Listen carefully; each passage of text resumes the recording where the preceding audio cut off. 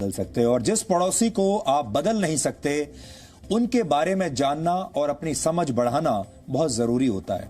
नेपाल हमारा एक पड़ोसी देश है। आमतौर पर माना जाता है कि भारत और नेपाल बहुत घनिष्ठ मित्र हैं और यह बात सही है, घनिष्ठ मित्र रहे हैं और दोनों देशों की यह मित्रता हजारों वर्षों पुरानी है, जिसके केंद्र में हमारी संस्कृति भी है और हमारा धर्म भी है। लेकिन पिछले कुछ समय में भारत और नेपाल के बीच जो नए नए विवाद हुए हैं वैसा पिछले 70 वर्षों में कभी नहीं हुआ। नेपाल ने पहले भारत के नक्शे पर आपत्ति जताई, फिर अपना नक्शा रिलीज कर दिया। इसके बाद श्री राम के जन्म स्थान और फिर महात्मा बुद्ध को लेकर ऐसे दावे किए जिससे नए विवादों की शुरुआत होती चली गई। ये बातें तब हुई जब भारत और चीन के बीच गलवान में लगातार तनाव बना हुआ था।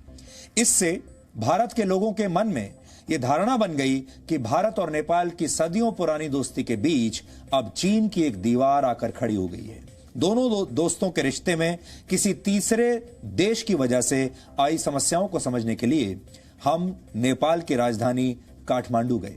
वहां हमने भारत और नेपाल संबंधों में वहां के सबसे विवादित दौर में नेपाल के प्रधानमंत्री केपी शर्मा ओली से बात की, क्योंकि हाल के दिनों में जितने भी सारे विवादित बयान आ रहे हैं वो नेपाल के प्रधानमंत्री केपी शर्मा ओली की तरफ से ही आ रहे हैं। इसलिए हमें यह लगा कि केपी शर्मा ओली से सीधे बैठकर आमने सामने बैठकर बात करनी चाहिए, उनसे पूछना चाहिए कि उन्हें उनके मन में ऐसी कौन सी बात खटक रही है और चीन ने उन्हें ऐसा क्या दे दिया कि वो आजकल बदले बदले से दिखते हैं। इसलिए अब आप इस इंटरव्यू को बहुत ध्यान से देखिए। ये हमने काठमांडू में उनके घर पर रिकॉर्ड किया है और इस इंटरव्यू के दौरान हमने जानने की कोशिश की कि ओली के मन में क्या है और आपके मन में केपी शर्मा ओली को लेकर जितने भी सवाल हो सकते थे या हो सकते हैं वो सब हमने इस इंटरव्यू में उनसे पूछे हैं। नमस्कार, इस समय हमारे साथ नेपाल के प्रधानमंत्री केपी शर्मा ओली जी हैं और भारत में और नेपाल में दोनों जगह आम लोगों के बीच में भी भारत और नेपाल के संबंधों के बारे में लगातार बातचीत होती है और खास तौर पर भारत के लोग इस समय जरूर ये चाहेंगे कि वो ओली जी की बात सुने। तो ओली जी, आपका बहुत बहुत स्वागत है और बहुत बहुत शुक्रिया हमें ये समय देने के लिए। धन्यवाद आपको। ओली जी, भारत और नेपाल हमेशा राम लक्ष्मण की तरह रहे हैं और आप तो अक्सर रामायण के बारे में बात करते रहते हैं, लेकिन अब ऐसा लगता है कि लक्ष्मण जो है वो ये कहने लगा है राम से कि अब मुझे भी बराबरी का दर्जा चाहिए और अब हम बराबरी के हिसाब से रहेंगे। ये अचानक हुआ है। ऐसा लगता है कि जैसे नेपाल के मन में कोई बात खटक रही है, जैसे अचानक से परिवार में होता है ना कि छोटे भाई को अचानक कोई बात खटकने लगती है, कुछ अच्छा नहीं लगता। तो आपको ऐसा लगता है कि भारत और नेपाल के जो संबंध हैं वो इस दौर से गुजर रहे हैं इस समय? देखिए, आपका क्वेश्चन भी बताता है कि इंडिया राम है, हम लक्ष्मण हैं। इसके कई अर्थ होते हैं। इंडिया भगवान है, हम उसके छोटे भाई हैं। इंडिया बड़ा भाई है, हम छोटे भाई हैं। मैं कहता हूँ भूगोल में, जनसंख्या में छोटे और बड़े हो सकते हैं, मगर हम हमेशा से सार्वभौम समानता की बात करते हैं। अर्थात हम छोटे या बड़े नहीं हैं। साइज में छोटे बड़े हो सकते हैं मगर राष्ट्र के रूप में, एज ए नेशन, एक देश के रूप में छोटे बड़े ये फीलिंग रखेंगे तभी बॉस होता है। इसमें कुछ जरूर कुछ प्रॉब्लम इस सेंटिमेंट में है और हम चाहते हैं कि हम दो देश, सार्वभौम सत्ता संपन्न देश, सुवरेन देश, दो पड़ोसी देश, दो पड़ोसी मित्र देश जो एक रीजन में रहते हैं, हमारा संबंधों को उसी तरह से जानना चाहिए। ये पुराने ज़माना नहीं है, ये कॉलोनियल एरा नहीं है, ये एरा स्वाधीनता का एरा है, पारस्परिक सम्मान का एरा है। एक चीज़ ये है जिसको हमें मानना चाहिए। दूसरा, हाँ डिबेट हो रहा है, डिबेट चलता है, डिबेट ही सत्य को बाहर लाता है। वादे वादे जायते तत्वबोध, बहस ना करें तब सत्य को पता लगाना भी मुश्किल हो जाएगा। इसलिए हमारा ट्रेडिशन भी है, जब दुनिया अंधकार में थी, त्रेता युग में जनकपुर में यज्ञवल्क्य, गार्गी, अष्टवक्र वगैरह बहुत सारे ऋषियाँ और विदुषियाँ शास्त्रार्थ, शास्त्र के बारे में, दर्शन के बारे में, जीवन जगत के बारे में विवादें करते थे। तब दर्शन का अभ्युदय हुआ। दर्शन यहीं से पैदा हुआ था ना। हालांकि यूरोपियन सब दर्शन का, साइंस का उद्गम अरस्तु से मानते हैं। अरस्तु तो ईसा पूर्व 600 साल के, उसे कई साल पूर्व, उसके 1500 साल पूर्व यहाँ दर्शन के बारे में छलफल होता था, विचार विमर्श होता था। इसलिए बहस होना अच्छा है, बहस स्वस्थ होना चाहिए और सत्य को पता लगाने के मकसद से होना चाहिए। तो आप कह रहे हैं कि अब आप भारत को बॉस मानने से इनकार करते हैं, उसी पर बहस है।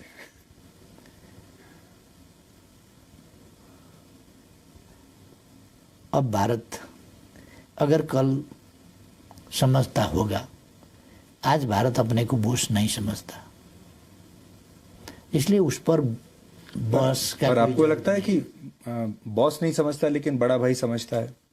और हमारे संस्कारों में तो बड़े छोटे का हमेशा जो प्रेम बना रहता है। देखिए, आप 68 साल के हैं, मोदी जी 70 साल के हैं, तो ऐसे भी आपके बड़े भाई हुए, तो आप भी कभी भी फोन उठाकर उनसे सीधे बात कर सकते हैं। व्यक्तिगत तौर से, हाँ, व्यक्तिगत तौर से वो हमसे बड़े हैं उम्र के हिसाब से। जब हम दो प्राइम मिनिस्टर बैठेंगे तो दो प्राइम मिनिस्टर बैठेंगे, बड़ा प्राइम मिनिस्टर, छोटा प्राइम मिनिस्टर नहीं, दो सोवरेन कंट्री के प्राइम मिनिस्टर्स बैठेंगे। वहाँ कई देश के प्राइम मिनिस्टर, प्रेसिडेंट्स बहुत छोटे उम्र के हैं, अभी बहुत छोटे उम्र के। जब हम पॉलिटिक्स में लगे तब वो पैदा भी नहीं हुए थे। बिल्कुल ऐसे छोटे उम्र के हैं, फिर भी प्रेसिडेंट हैं। बड़े राष्ट्र के हों, छोटे राष्ट्र के हों, प्रेसिडेंट हैं। हर प्रेसिडेंट के साथ उनका बराबरी का रिश्ता होगा, प्राइम मिनिस्टर का बराबरी का रिश्ता होगा, हेड ऑफ द गवर्नमेंट के वजह से हिसाब से। इसमें मोदी जी को कोई एतराज नहीं है। मोदी जी बराबरी की हैसियत से संबंध बनाने में उनको कोई एतराज नहीं है। मगर मेरे बातों को लेकर कि मोदी जी का बराबरी का प्राइम मिनिस्टर हूं बोला, इसको बुरा मानने वाले बहुत लोग हैं। तो मैं क्या करूं? मैं हर आदमी के उनके बातों के पीछे तो नहीं जा सकता। मैं देशों का बात कर रहा हूं, व्यक्ति का बात नहीं। इस समय नेपाल कई बार ऐसा लगता है कि भारत और चीन के बीच में फंस गया है। एक तरफ चीन है, एक तरफ भारत है, और दोनों को खुश रखना है, दोनों को प्रसन्न रखना है, और ये दोनों देश आपस में बात नहीं कर रहे हैं इस समय। तो दोनों देशों की आपके साथ ये एक्सपेक्टेशन है कि आप उनके साथ रहेंगे, तो आपको भी कभी ये एक डिप्लोमेटिक डिस्कम्फर्ट होता है दोनों के बीच में एक इक्वेशन बनाकर चलने का? एक चीज़ है, दोनों हमारे पड़ोसी हैं और पड़ोसी को बदला नहीं जा सकता। ये आकार में, जनसंख्या में, डेवलपमेंट में आगे हैं दोनों। हमारे लिए ये खुशी की बात है कि हम अगर प्रोडक्शन कर पाए तो ये बड़े मार्केट्स हैं। अब प्रोडक्शन नहीं कर पाए तो उनका उत्पादन हमको कंज्यूम करना पड़ेगा। नहीं करेंगे तो क्या होगा? हम चाहते हैं जो हमारा असमानता है वो इस चीज़ पर है, व्यापार में असमानता है, प्रोडक्शन में असमानता है, असंतुलन है, इस असंतुलन को मिटाना चाहिए। दो फर्क फर्क political systems, economic and social system also, इसमें भी कुछ भिन्नताएं हैं। ऐसे पड़ोसियों के बीच में हम हैं और हम बिल्कुल संतुलित संबंध दोनों से रखना चाहते हैं। एक का कार्ड दूसरा से खेलेंगे ऐसा नहीं है, नहीं खेलेंगे। ये खेलने से किसी का भी भलाई नहीं होगा। आप से हम कुछ बात करेंगे, कार्ड प्ले करेंगे, दूसरा से कार्ड प्ले करेंगे, तीसरा दिन पता चल जाएगा। इसलिए ये कार्ड प्ले करने का और छकाने का तरीका बिल्कुल छोड़ देना चाहिए। हम इस शैली में नहीं जाएंगे। जी, लेकिन मैं आपको भारत के लोगों का सेंटिमेंट बताना चाहता हूँ। चीन के साथ हमारा गलवान के ऊपर विवाद हुआ, लद्दाख के ऊपर विवाद हुआ, फिर बातचीत बंद हो गई, लगातार वो चल रहा है। जैसे ही वो हुआ, अचानक आपने काला पानी का के बारे में स्टेटमेंट दे दिया, आपने भी नक्शा बदल दिया और लोगों को ये लगने लगा कि ये सब कुछ एक साथ क्यों हो रहा है, अचानक क्यों हो रहा है। और लोगों को ये लगा, भारत के लोगों को, कि नेपाल जो है इस समय, नेपाल को तो चीन के खिलाफ कोई स्टेटमेंट देना चाहिए था। जैसा कि देखिए, भारत को बहुत समर्थन मिला बाकी देशों से, अमेरिका से मिला, फ्रांस से मिला, बाकी लोगों से भी, जो लोगों ने कहा कि इस तरह का वायलेशन एलएसी का नहीं होना चाहिए। लेकिन नेपाल ने नहीं दिया, बल्कि नेपाल ने कहा कि अब मुझे भी मेरी टेरिटरी चाहिए। आपकी बात जरा भटकाने वाली है, बुरा मत मानिएगा, क्योंकि गलवान से हमारा लेना देना कुछ नहीं है। आपको मैं समझाऊं, दिल्ली ने 8वां एडिशन अपना मैप पब्लिश करवाया। कश्मीर और लद्दाख का बात था, वहीं पर सीमित रहता हो जाता। फिर नेपाल का टेरिटोरी, उसमें नेपाल का टेरिटोरी को शामिल करने का कोई ज़रूरत नहीं था। हमने उस नक्शे के ऊपर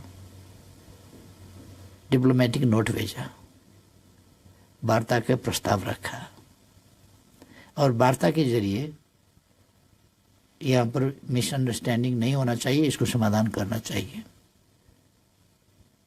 आप लोगों ने जो 8वां एडिशन छपवाया, ये ठीक नहीं हुआ, ये हमने बोला, उसका कोई पॉजिटिव रेस्पॉन्स भी नहीं हुआ। अब गलवान से हमारा क्या लेना देना है? आप नक्शा छपवाते हैं उसी वक्त, तो हमको लिखना पड़ा कि ये नहीं करना चाहिए था जी। और फिर रास्ता बनवाया गया हमारे टेरिटरी पर और इनागुरेशन किया गया, उद्घाटन।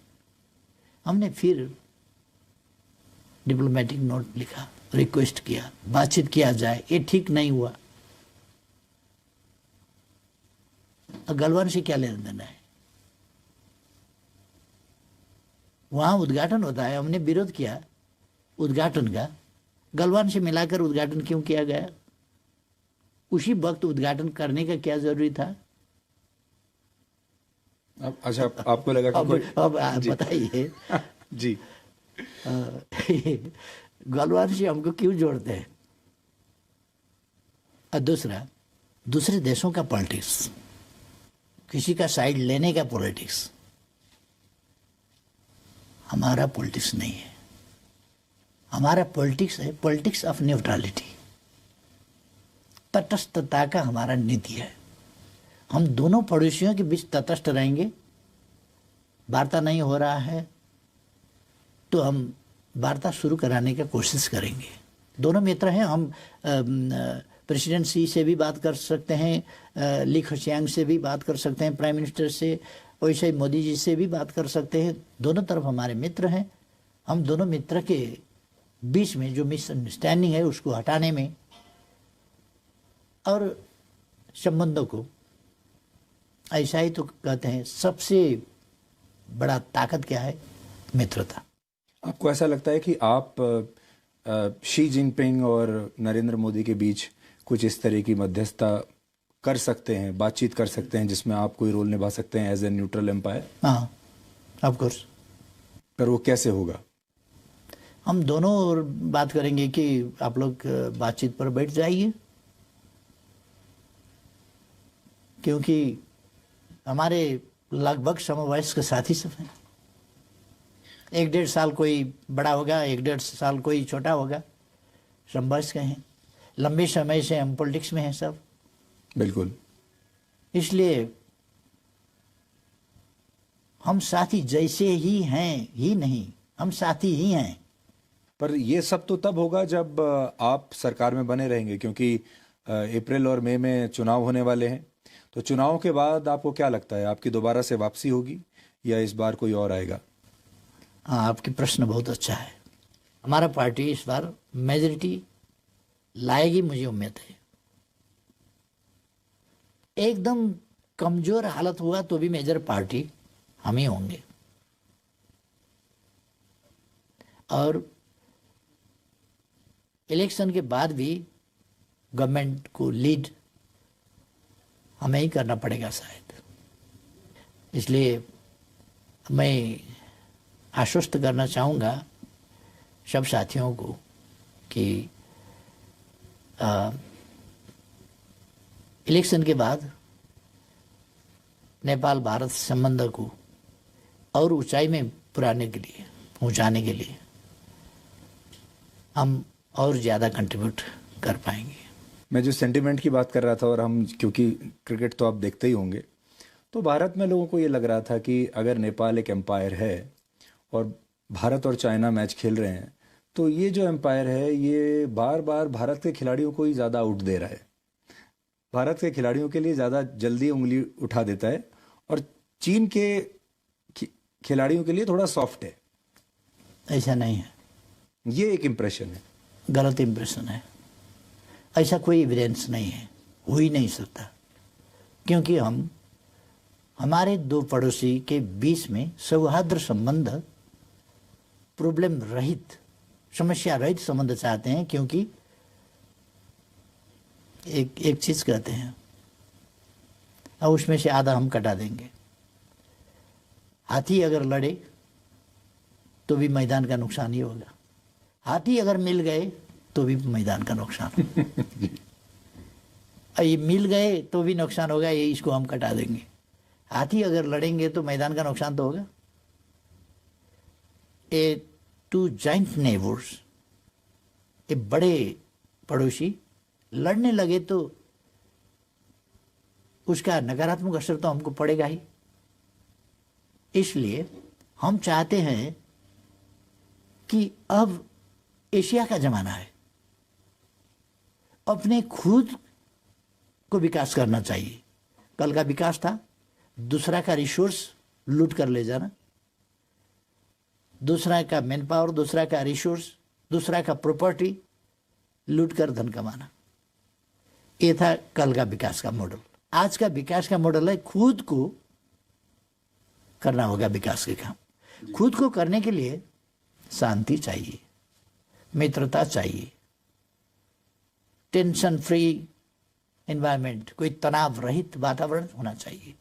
तभी विकास को तीव्रता दे सकते हैं, हम गति दे सकते हैं।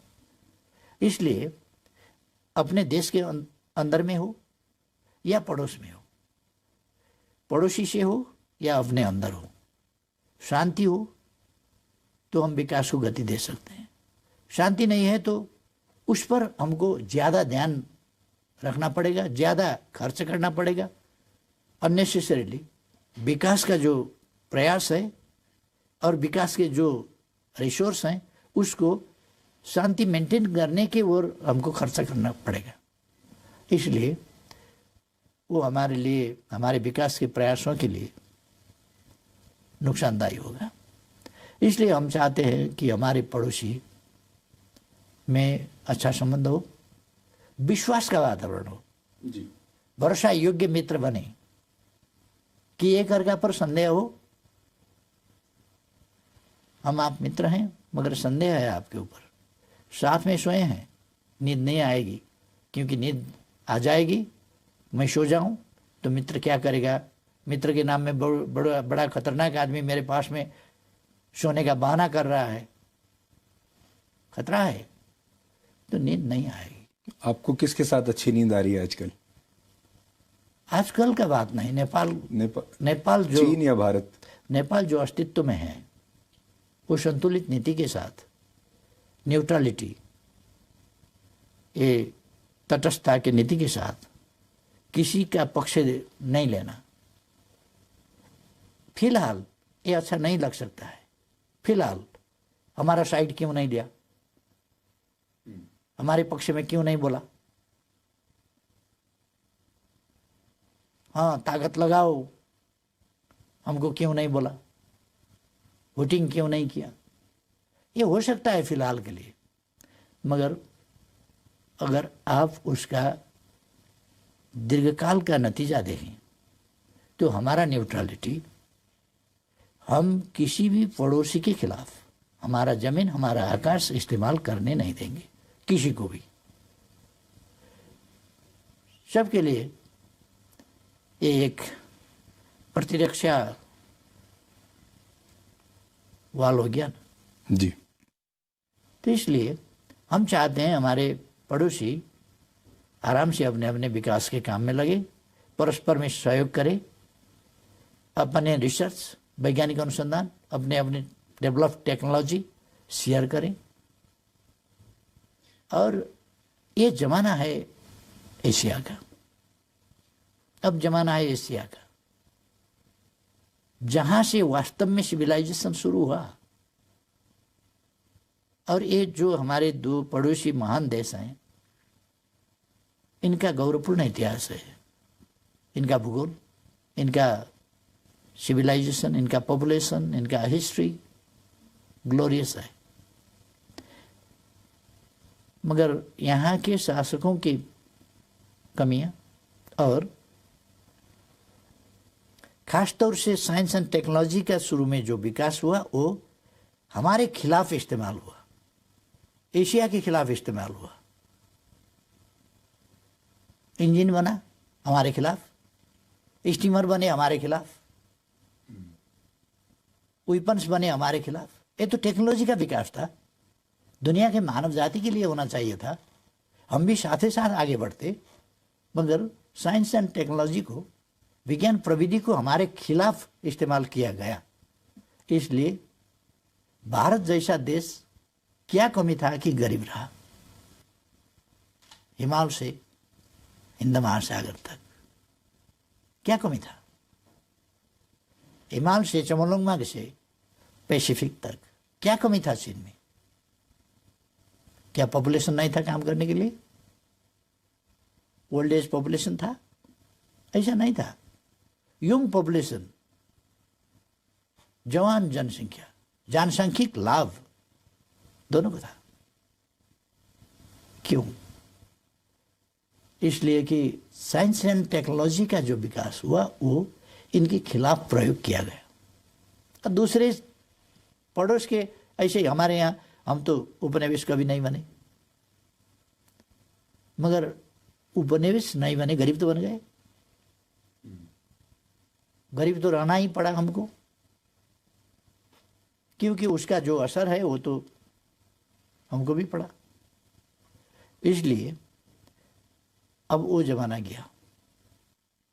मैं अभी काठमांडू में जब घूम रहा था, लोगों से मिल रहा था, तो एकदम ऐसा लगा जैसे भारत में ही हूँ। ऐसा लगा ही नहीं कि कहीं बाहर किसी दूसरे देश में है। कल्चर, संस्कार, सब कुछ भारत जैसा है। भाषा, और भारत में तो कहते ही हैं कि रोटी और बेटी का रिश्ता है नेपाल के साथ। आपको ऐसा लगता है कभी कि यह रिश्ता आपका कभी चीन के साथ भी हो सकता है? ये जो भारत के साथ जो विशेष रिश्ता है, स्पेशल है, ये कभी चीन के साथ भी हो सकता है? चीन के साथ भी कभी आपके पोरस बॉर्डर्स हो सकते हैं कि कोई भी नेपाली जाके कभी भी चीन में काम कर पाए, कभी भी जाके चीन में शादी कर ले। चीन इन्वेस्टमेंट के लिए अच्छा हो सकता है, उसके पास पैसा हो सकता है, बट आपको कभी ऐसा लगता है भविष्य में चीन के साथ भी ऐसे आपके संबंध हों, या ये भारत के साथ ही संभवता हो? जो एक बार हो गया वो हो गया, शायद आज वैसा भी ना हो पाता। देखिए, मैंने इससे पहले का इंटरव्यू में बोला कि मैं नेपाल के बारे में ही बोल नहीं रहा हूँ।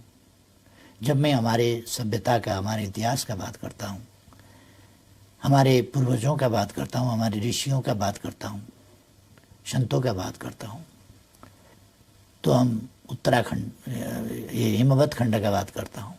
हिमवत खंड दुनिया का ऐसा जगह है, ये प्रकृति का अनुपम सौंदर्य ही नहीं, ये खनिजों का खानी भी है। यहाँ का हवा पानी ऐसा है कि यहाँ के लोग ऋषि महर्षि विद्वान बन जाएंगे। मैंने कहा कुछ पहले भी कि हमारे यहाँ 3000 साल से पहले शल्य क्रिया चिकित्सा शास्त्र का विकास हुआ था। चिकित्सा शास्त्र का इसका प्रमाण है, अभी भी चरक संहिता में हम देख सकते हैं।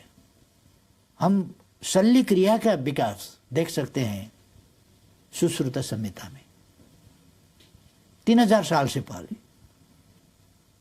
बाकी दुनिया तो अंधकार में था।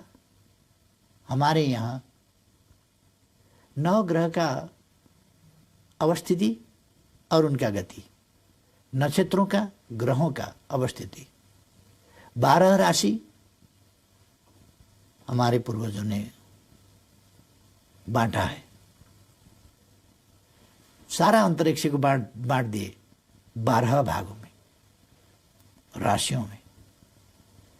और कितने नक्षत्र हैं, कितने क्या हैं, कितने क्या हैं, ग्रह कितना है, उपग्रह कितने हैं। और मैंने कहा कि न्यूटन ने नहीं, न्यूटन से 500 साल पहले, 500 साल पहले कम से कम 16वीं शताब्दी का न्यूटन हुए कि 12वीं शताब्दी में 1150 में भास्कराचार्य ने गुरुत्वाकर्षण का सिद्धांत पता लगाया था, और कैसे वृक्ष से फल जमीन पर गिरते हैं, क्यों, जिसको देखकर गैलीलियो चकमा गए थे। न्यूटन वगैरह को बहुत खोज करना पड़ा था, क्योंकि हमारा जो नॉलेज था वो विस्तार का अवसर नहीं मिला, उसको रोका गया। नालंदा क्यों जलाया गया था आपको पता है? नालंदा जलाया गया इसलिए एक सम्राट ने बीमार होने से बोला कि हमको बीमार से छुटकारा पाना है, मगर तुम्हारा औषधि हम नहीं लेंगे, धर्म के हिसाब से हम नहीं लेंगे तुम्हारा औषधि, हमको ठीक करना है आपको। तो नालंदा के ऋषियों ने, मतलब प्रोफेसरों ने आइडिया लगाया कि उनको एक मोटा सा किताब दे दी और कहे कि इसके पाने उल्टाते रहो, पाने उलटते रहो, उलटते रहो। 2-4 रोज पाने उलटते रहे, ठीक हो गए। आश्चर्य से उनसे पूछा कि हम कैसे ठीक हो गए, क्या राज है? तो उन्होंने बताया कि आपको पाने पलटाते वक्त ऐसा करना पड़ा था, क्योंकि पाने ऐसे नहीं पलटते, उसको कुछ ऐसा गिला करना होता है। तो आप उंगली जीभ पर ले जा रहे थे, पटक पटक, और पाने पलटा रहे थे। वो पाने में औषधि लगाया गया था, तो वो औषधि ऐसे करके आप ले रहे थे, उससे कुछ दिन में आपको ठीक कर दिया। तो इतना डेवलप है, ये तो खतरनाक बात हुआ। हमारा धर्म कैसे आगे जाएगा? इसको तो नष्ट करना पड़ेगा, आग लगा दो इसको। 9 लाख पुस्तकें वहाँ लाइब्रेरी में महीनों तक आग बुझी नहीं थी वहाँ। 4 साल तक। मतलब हमारे पूर्वज तब भी ऐसे थे, और हमारा मेडिसिन ऐसा इफेक्टिव था। वो धरती का हम बात कर रहे हैं, धरती का इस भूखंड का बात कर रहे हैं, जिसको हमें समझना चाहिए। और आपने जो पूछा इन सब बातों से उलझना हमें नहीं चाहिए। ये उलझने की बात है। ब्रॉड माइंडेड होना चाहिए और ब्रॉड माइंड के साथ हमें आगे बढ़ना चाहिए। आगे बढ़ना, कहाँ पर छिद्र है हमको देखना नहीं है, छिद्र में उंगली डालकर बढ़ाना नहीं है, छिद्र हमको ढूंढना नहीं है, अगर सामने आया निपटाना है, आगे बढ़ना है। तरीका हमारा ये होना चाहिए। इसलिए हम भारतीय भाइयों और बहनों को रिक्वेस्ट कर रहा हूं कि हमें कोई असमझदारी रखने की कोई जरूरत नहीं है। हम दो पड़ोसी देश हैं, आकार में छोटे बड़े हैं, मगर राष्ट्र की हैसियत से बराबर है। और इस समता के भाव से हमें आगे बढ़ना चाहिए। पिछले कुछ महीनों से जब हम आपको लगातार ऑब्जर्व कर रहे थे तो हमने ये भी देखा कि आप एक प्रधानमंत्री तो हैं, नेता भी हैं, लेकिन आपके अंदर एक हिस्ट्री का प्रोफेसर भी है, एक दर्शन का प्रोफेसर भी है। और हाल के दिनों में आपने जितने लॉजिक्स निकाले, चाहे वो काला पानी, वो भी आपने हिस्ट्री में से निकाला, वो पूरा नक्शे की बात। रामायण के बारे में आपने कहा, वो भी आपने पूरा माइथोलॉजी से और हिस्ट्री से ही निकाला। तो बहुत सारी चीज़ें आप आजकल निकाल रहे हैं। तो कई बार मुझे लगता है कि भारत के जो नेता हैं या सरकार है, उसको एक प्रधानमंत्री और सरकार से नहीं, एक हिस्ट्री के प्रोफेसर से भी डील करना पड़ेगा। तो इसलिए हिस्ट्री एक आपके साथ शायद हिस्ट्री पर भी वाद विवाद करने की जरूरत पड़े। हाँ, अगर जेएनयू कुछ ऐसा डिबेट ऑर्गेनाइज करेगा तो भी ठीक होगा कि हम, हाँ, भारत में बहुत सारे विद्वान हैं, मगर जो प्रचार प्रसार होना चाहिए उनके विचारों का, उनका खोज का, उनके अनुसंधान का, और जो हमारे ग्रंथें हैं, हमारे रचनाएं हैं पूर्वजों के और आविष्कार हैं। हमारे पूर्वज ऐसे इनोवेटिव थे और ऐसे रिसर्चर थे जिन्होंने कोई ऐसा पौधे का, पेड़ों का पत्ता नहीं छोड़ा होगा जिसको सिखा नहीं किया होगा। आपने ये भी देखा होगा कि भारत में 2014 के बाद, जब से प्रधानमंत्री नरेंद्र मोदी बने, एक राष्ट्रवाद की लहर आई है, एक नया अलग माहौल बना है। क्या आपको ऐसा लगता है कि आपके नेतृत्व में आप भी वही नेपाल में करने की कोशिश कर रहे हैं कि एक देश को उसका प्राइड याद दिलाना चाहिए, उसमें एक राष्ट्रवाद की भावना डालनी चाहिए, जो भारत पश्चिमी देशों के साथ कर रहा है, जो भारत चीन के साथ कर रहा है इस समय, कि हमें भी बराबरी का दर्जा चाहिए, वही आप नेपाल के साथ कर रहे हैं? और अनफॉर्चुनेटली सबसे पहले नज़र आपकी भारत पर ही पड़ गई। बात ऐसा है, आज का जमाना ही, मैंने शुरू में ही कहा, ये औपनिवेशिकता का जमाना नहीं है, उपनिवेशवाद का जमाना नहीं है, कॉलोनियलिज्म का एक जमाना था, अब वो समाप्त हो गया। उसके अवशेषों को हमें समाप्त करना है, अपने मन से, अपने मस्तिष्क से। हमें अपने राष्ट्र के, अपने राष्ट्र के उत्पत्ति के, अपने राष्ट्र के इतिहास के, और अपने राष्ट्र ने क्या दिया दुनिया को, उस पर हम गर्व करते हैं कि गायत्री जो मंत्र है, गायत्री मंत्र, मंत्रों का भी मंत्र कहा जाता है, वो नेपाल के कोशी नदी के किनार में चतरा में कौशिक ऋषि ने लिखा था। मंत्रों का मंत्र, सर्वोच्च मंत्र गायत्री मंत्र कौशिक ऋषि ने कोशी के किनार में लिखा था। व्यास यहीं तपस्या करते थे। ये तपस्या ही करते थे नहीं, ये तपोभूमि तो है। तपोभूमि क्यों? ज्ञान भूमि है, ध्यान भूमि है।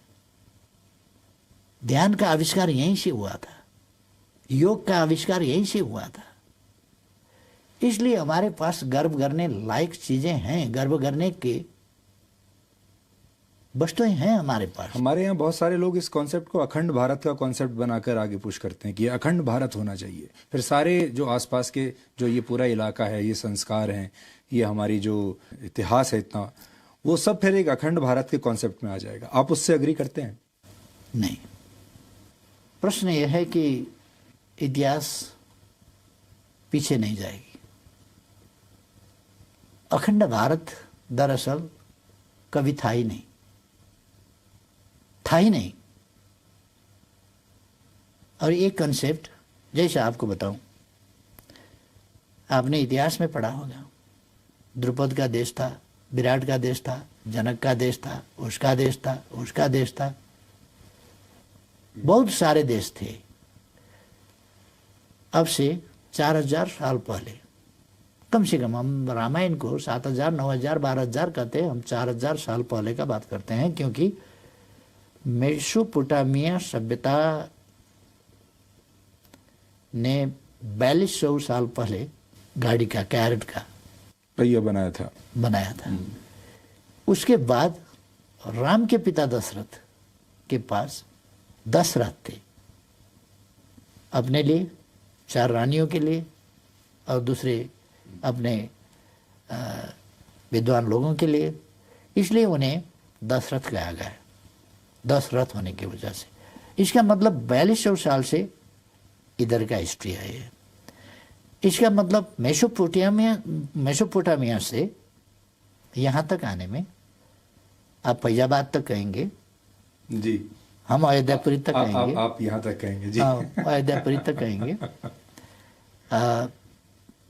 इसमें फिर मेरा कोई पूर्वाग्रह नहीं है, इसमें कोई कंफ्यूजन नहीं रहना चाहिए कि हम कोई झमेला करना चाहें, ऐसा नहीं है। हम तो बस खोज किया जाए पवित्र राम भूमि, राम का जन्मभूमि असल में जो है वही पवित्र है, उसी की मिट्टी सर में लगाने से मतलब होगा। कोई दूसरी जगह को राम जन्मभूमि कहकर मिट्टी लगाने से कोई फायदा नहीं है। कहीं ऐसा तो नहीं कि आपने हिस्टोरिकल वर्जन को डिप्लोमेसी और पॉलिटिक्स में यूज कर लिया? नहीं, मैं आपको यही सजेस्ट करना चाहता था कि हमारा हिस्ट्री जो है, एक भारतवर्ष, भारतवर्ष का मतलब क्या था कि ये समूचा इलाका जहां हजारों राज थे, तब भारतवर्ष का कहला जाता था। एक ही राज्य था भारतवर्ष, ऐसा नहीं है। भारतवर्ष कई राज्य थे,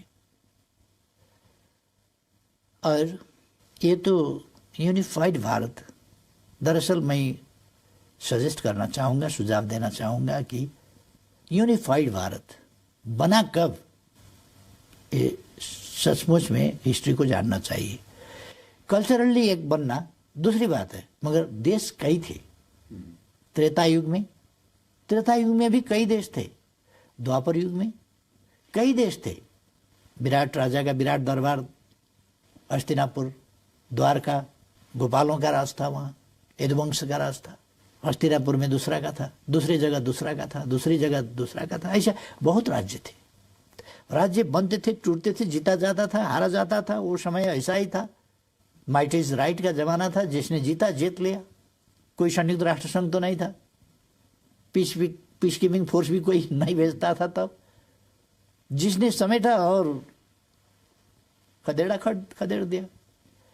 हाँ, इसलिए कभी था ही नहीं भारतवर्ष। भारतवर्ष एक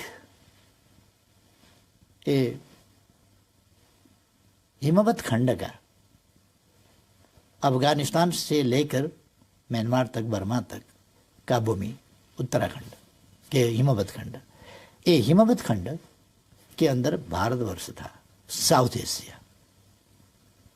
साउथ एशिया को भारतवर्ष कहा जाता था। इसको नामकरण इसलिए रीजन को, मगर कई राज थे। अभी जैसा 7-8 देश नहीं, तब हजारों देश थे।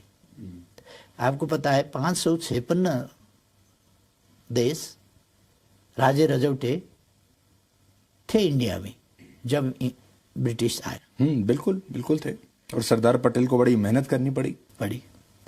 तो इसलिए ये बहुत बात तक, आप जानते हैं, पंजाब का अपना कल्चर है, भाषा है, संस्कृति है, वेशभूषा है, सब। बंगाल का बंगाली, उसका डिश, उसका भाषा, उसका कल्चर, उसके वाद्य वादन, ये सब ये अलग अलग है, अलग अलग थे, ये अब एक भारत बन गया। हमारे यहाँ 123 से ज़्यादा 125 जात जाति और भाषाभाषी है, उतने ही भाषा हम बोलते हैं। ये हमारा एक देश है जी। पहले यूरोप का और हमारा बनावट अलग अलग है। यूरोप एक भूमि, एक भाषा, एक देश, एक संस्कृति, एक राष्ट्र। हमारा ऐसा नहीं हुआ, हमारा डाइवर्सिफाइड है, विविधता युक्त है जी। मेरा आखिरी सवाल आपसे ये है, तो फिर भारत और नेपाल का ये जो कल्चरल अलाइनमेंट है, पुराने जो चलता आ रहा है, हिस्टोरिकल अलाइनमेंट है, ये कैसे बना रहे इस समय, वो आप कैसे इंश्योर करेंगे? और जो हाल की ये जो विवाद हुए हैं, ये आपके हिसाब से कैसे सुलझ सकते हैं ताकि वही पुराना ज़माना लौट आए? क्योंकि देखिए, उधर चीन भी बहुत विस्तारवादी सोच वाला देश बन रहा है, तो आपका सजेशन क्या होगा? हाँ, चीन के बारे में इंडिया का रीडिंग, फीलिंग एक हो सकता है। आपने हमसे वो उस पर सहमति असहमति कुछ ढूंढा भी नहीं और हमको बताना भी जरूरी नहीं है। नहीं, आप भारत के पर्सपेक्टिव से सहमत हैं या नहीं है? जब भारत के बारे में बातचीत कर रहे हैं, भारत से कई भाषाएं हमारा मिलता जुलता है। जैसा अभी मैं हिंदी में बोल रहा हूँ जी, बिल्कुल, टूटी फूटी हिंदी, ये पढ़ा हुआ हिंदी नहीं है, ऐसा ही बोल लिया। हमारे यहाँ बहुत सारे लोग हिंदी ही नहीं, नेपाली भी नहीं समझते, कई भाषाभाषिकाएं हैं। और एक चीज़ आपको समझना चाहिए कि हमारा परसेप्शन क्या है। हमारा कोसी नदी है, गंडकी नदी है, कर्णाली नदी है, जो भारत में जाते हैं, उनकी मछली को बॉर्डर पता चलता है? ये बॉर्डर पता भी नहीं चलता। हमारे बॉर्डर इलाका में जो चिड़ियाएँ हैं, वो इधर से उधर जाते हैं, उधर के गाछी में बैठते हैं, इधर आते हैं, इधर की गाछी में, उधर के धान खाते हैं, इधर के गेहूँ खाते हैं। इनको बॉर्डर का पता नहीं है। पर उनको अब नया ये नक्शा दिखाना पड़ेगा आपका, इसको मानना पड़ेगा। उनको नक्शा दिखाने का जरूरत नहीं है, नक्शा हम आपको देखना होगा कि असलियत क्या है। अब इसमें हमको ये चाहिए कि हम दरअसल सच्चाई को कबूल करें, तथ्यों को मानें और फीलिंग को समझें, ये जरूरी है।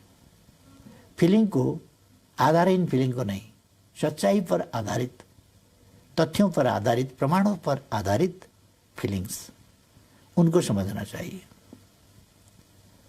इसलिए इंडिया ने नक्शा छापा नहीं है, इंडिया ने तो नक्शा छापा है अपना देश का। तो हर देश अपने नक्शा छापते हैं ना, अपने टेरिटोरी को समेट कर छापते हैं ना। विवाद है तो नहीं, नक्शा नहीं छापते। अब पाकिस्तान के साथ आपका विवाद हो गया, आप नक्शा तो छापते हैं, अपना टेरिटोरी जो मानते हैं आप उसको मानकर, पाकिस्तान जो अपना टेरिटोरी मानता है उसको मानकर फिर छापता है। जब जिस दिन वो विवाद निपटारा हो जाएगा, एक ही प्रकार का नक्शा बनेगा, हाँ ये है बॉर्डर। अगर चीन ने ऐसा किया होता तो आप चीन के साथ भी ऐसे ही करते? मैं आपको